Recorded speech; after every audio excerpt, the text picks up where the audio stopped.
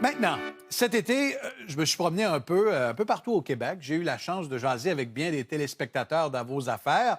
Et un des sujets de discussion qui revenait souvent, c'est le prix de l'essence et le prix des véhicules. Est-ce que je dois acheter, louer? Est-ce que je dois choisir un véhicule neuf ou d'occasion?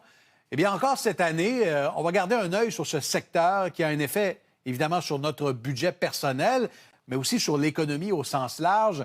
Et on commence ce soir avec notre collaborateur Louis-Philippe Dubé du Guide de l'Auto qui est là. Salut, Louis-Philippe. Salut Pierre-Olivier. Bon, dis-moi, tu as testé des véhicules cet été pour le Guide de l'Auto. Ton coup de cœur, là, en 10 secondes? Oh wow, il y en a eu plusieurs. J'ai eu l'occasion d'essayer une Lotus, un petit biplace à essence extraordinaire, là, une Emira 420 Sport. Je veux Ouais. dire que c'est un coup de cœur, mais est-ce que c'est pragmatique? Est-ce que c'est raisonnable? Absolument pas. J'ai également essayé des mini-fourgonnettes assemblées au Canada, dans le sud de l'Ontario. Ce sont des bons véhicules, plus pragmatiques, moins Ouais. excitants que les Lotus. Mais au Guide de l'Auto, on essaye tous les véhicules. Donc, Absolument. voilà. D'ailleurs, on va regarder, on a la une du Guide de l'Auto. Hein, ça a été dévoilé aujourd'hui. Le Guide 2027 qui va atterrir sur les tablettes éventuellement sous peu des librairies. C'est un beau véhicule. Qu'est-ce qu'on retrouve, Louis-Philippe, sur la une du Guide pour 2027?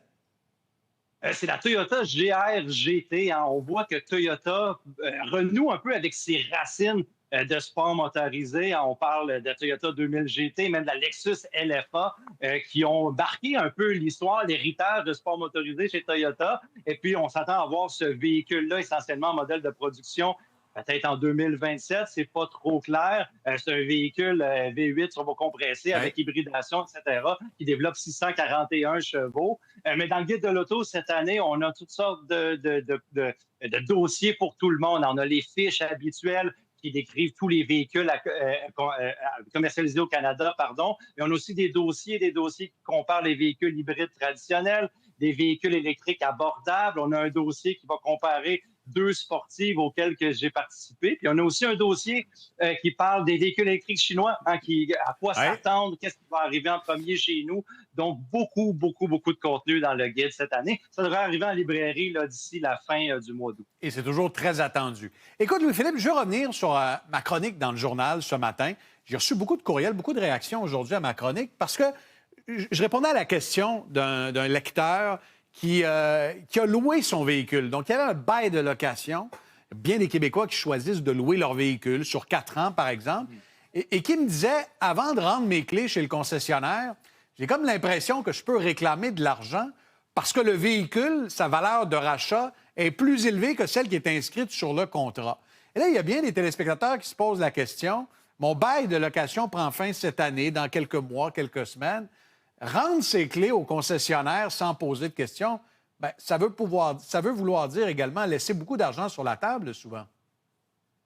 Oui, ça se peut que ça soit le cas, ça se peut que ça soit pas le cas, hein. Ces valeurs-là sont calculées selon différents facteurs à la signature du contrat. Et puis, il y a tellement de choses qui sont arrivées dans le domaine de l'automobile dernièrement que ces valeurs-là ont été estimées d'une manière, bon, avec les informations qu'on avait à ce temps-ci. Mais là, je remarque que dans l'article, la chronique que tu as écrit, qu'il y a un RAV4. Toyota RAV4, c'est une valeur sûre. C'est un véhicule qui est très convoité sur le marché de l'occasion. Et puis, du côté des concessionnaires, hein, notre travail, c'est de vendre des véhicules neufs, mais aussi de vendre des véhicules usagés et de connaître nos clients à qui on a loué des véhicules. Et si on est capable d'aller récupérer ces véhicules-là à l'avance pour un concessionnaire, ça peut être une opportunité en or de faire un profit parce que peut-être que le client, par exemple, préfère avoir un même paiement de bail en bail, hein, 2 ans, 4 ans, etc. Et puis, quand on connaît ses clients, on est capable de Ouais. récupérer ces véhicules-là. Mais le devoir des automobilistes, c'est de faire ses recherches, de Ben oui. regarder la valeur du Parce que véhicule qu'on a en main. dans le cas du RAV4, de la lectrice, là, elle a regardé son contrat de location. C'était écrit valeur de rachat, donc elle peut racheter le véhicule pour 22 000. Mais attention, ce véhicule-là, il se vend en ce moment d'occasion autour de 28 000. Ça veut dire qu'elle peut Oui. demander au concessionnaire un 6 000 là, pour que le concessionnaire reprenne le véhicule, ou en tout cas, peut-être négocier un 3 000 4 000 Donc, il faut regarder son contrat de location avant de rendre les clés.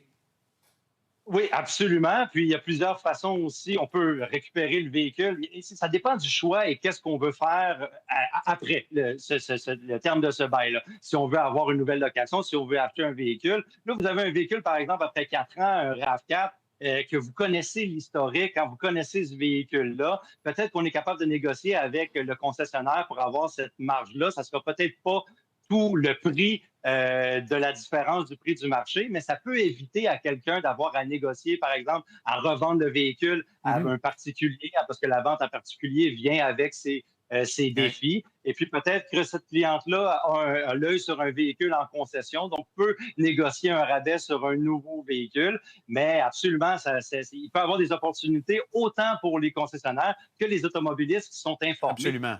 Surtout que le prix moyen d'un véhicule d'occasion au Québec, c'est autour de 36 000. C'est élevé, Oui. beaucoup plus élevé qu'avant la pandémie. Alors, il faut profiter justement de ces valeurs élevées. Louis-Philippe, c'est tout le temps qu'on a. On se revoit très bientôt, j'espère.